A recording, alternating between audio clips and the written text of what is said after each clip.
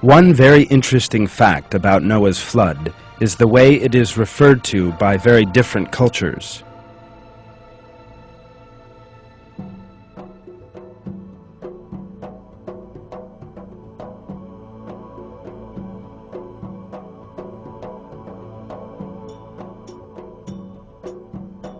The flood is described in Greek legends, in the Shatapatha, Brahmana, and Mahabharata epics of India, in certain legends from Wales, in the Scandinavian Nordic epic Edda, in Lithuanian legends, and in tales of Chinese origin.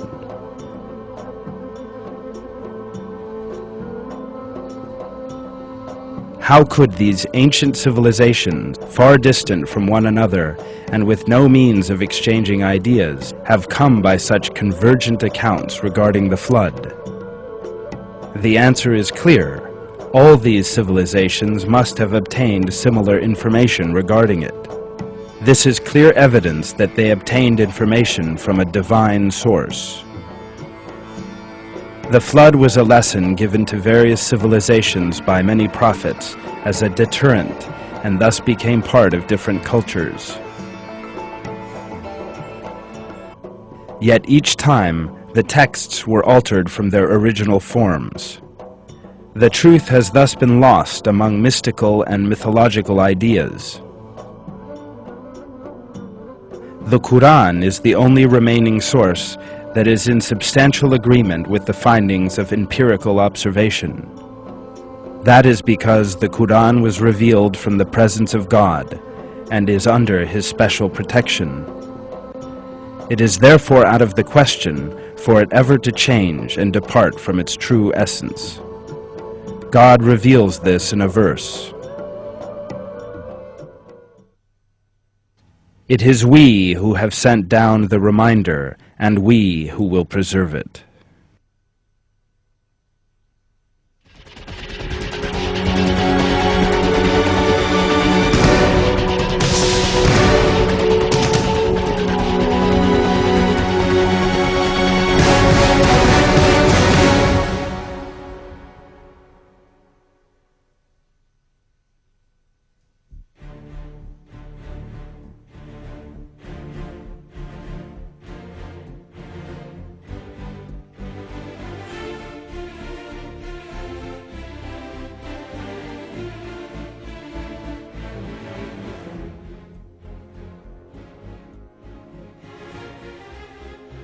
The life of Noah and the flood are described in detail in the Quran.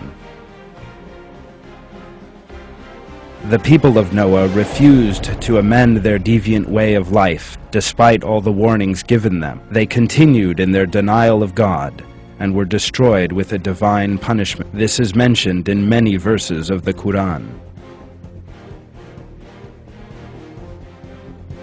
The truth of this event, which took place thousands of years ago, has today been confirmed through scientific studies.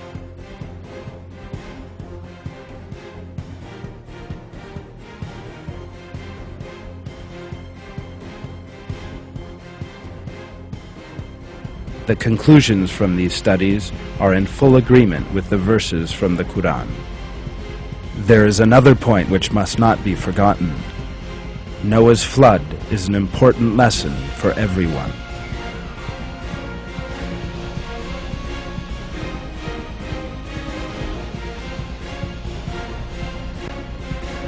Believers must take the lives of the prophets on the path of God as role models and learn from what befell the unbelieving associators of the people of Noah.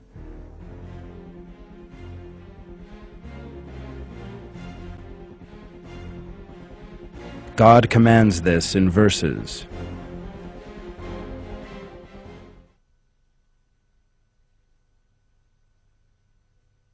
Haven't they traveled in the earth and seen the final fate of those before them? They were greater than them in strength and left far deeper traces on the earth. Yet God seized them for their wrong actions, and they had no one to protect them from God.